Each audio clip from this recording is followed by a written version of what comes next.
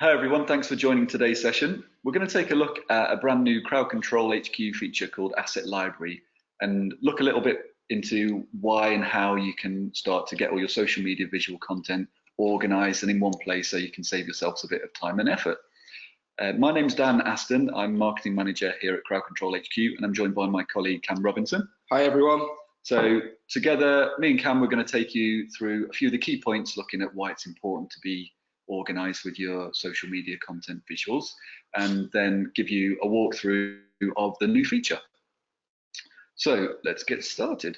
So one of the key reasons why you need to think about how to be a bit more organized with your content is to get consistency and be on brand with your visuals. So there's a great quote here saying that if you can be more consistent with your brand and your content, especially when it comes to social media, organizations can actually have a positive impact on the revenue. So something that you should really think about how you can implement in your own organization. Secondly, get organized and you can streamline your content publishing process. For every minute spent organizing, an hour is earned. Another great quote, but I think it really just helps to drive home. If you can be organized up front, you can save time for all your users who are posting content on the behalf of your organization and your team. Having everything in one place just helps people understand where to go and where to find content that they're going to be publishing as part of their campaign or ongoing social media content posting. Third, avoid copyright errors and issues. So it's a really important one, really key. No more copying and pasting from Google image searching, please. You don't want to put yourself or your brand at risk of a reputation crisis or literally posting content that you do not have permission to post, and other organizations, other individuals, getting your brand and your organization into trouble through not having the copyright to post the content and having errors and issues around there. So it really helps with that. Also, improve collaboration and planning of content. So we know we're working as teams. We're often working with external design agencies who are creating content for our social. So if you can work better as a team, be collaborating and planning together, you're going to be in a much better position.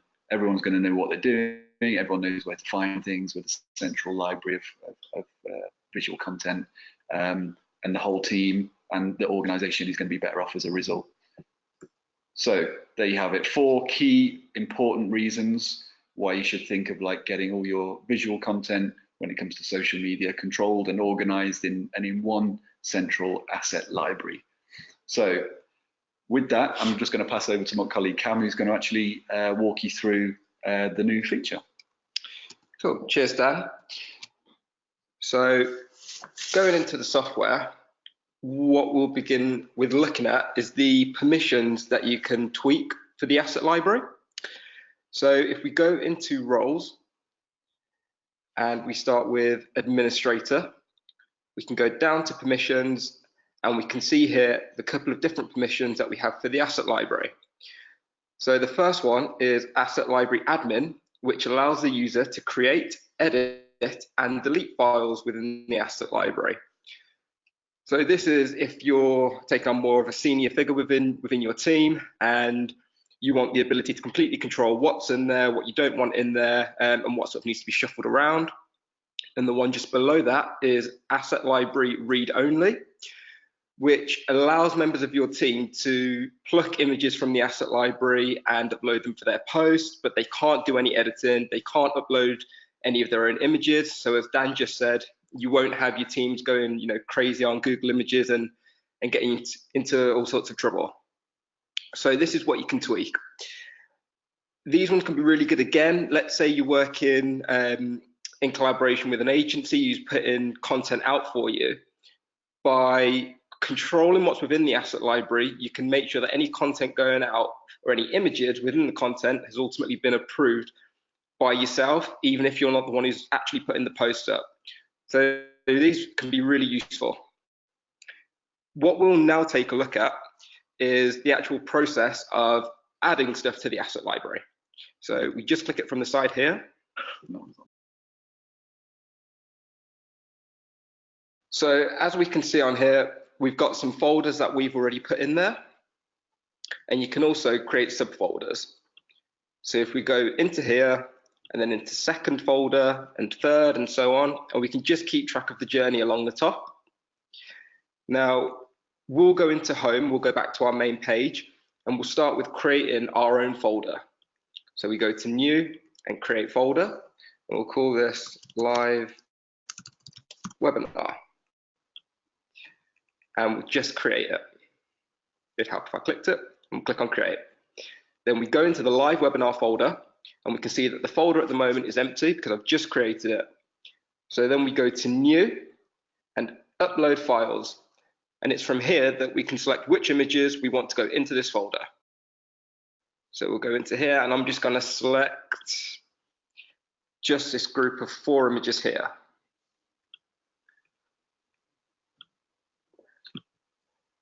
Then we go to open, and we can just see now that the files are being loaded in. Super straightforward, super quick. When we click on an image, there's a few options that we have. So the first is we can download the file to have it locally stored on our laptop or desktop. We can choose to view the image, which just pulls it up full screen. Or you can choose to delete the image if you've accidentally uploaded it or you no longer need it in there. And you can select multiple images at any time. What we'll now have a look at is the process of using these images when we're uploading content. So we'll go back to our outbound feed section. And quite simply, we go to the bottom right-hand corner to begin creating a post. So now we've got our post loaded up. From here, we can start to type in our text. And we just click the little image thumbnail down here, go to Open Library, which opens up our asset library. And from here, we can choose our folder. So we go to Live Webinar, which is the folder I've just created, and we can see the images that I've just uploaded will appear. So we select multiple images from here because we want to put all 4 up. Click on Select, and we can just see that they're loaded in for us. Now we've got our text, we've got our images down here, so we want to go to Next. And again, here's where we can just tweak our message for Facebook, and we can just put in a hashtag because this is one for Twitter. And we can just see our images down the bottom here, and we can select Post, and our post is going to go out with our images that we've just put in the asset library. So that's how we go through the post process of adding images to the asset library, how we go about putting them into a post, and the different permissions that you can tweak to make sure that you and your team can freely use it with the structure that you need in place. If there's any more information that you do want on this, or if there's any questions you've got about it, please do feel free to get in touch.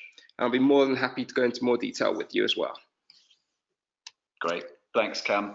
So if I just flick back to the slides for a second. There we go, and as Cam said, folks, thanks for listening. If there's any more information you want about the asset library or any other information in general, you can see both Cam's email address and my email address here on the last slide. So we very much look forward to hearing from you, and hope to see you again soon on another CrowdControlHQ webinar. So bye for now, have a good day.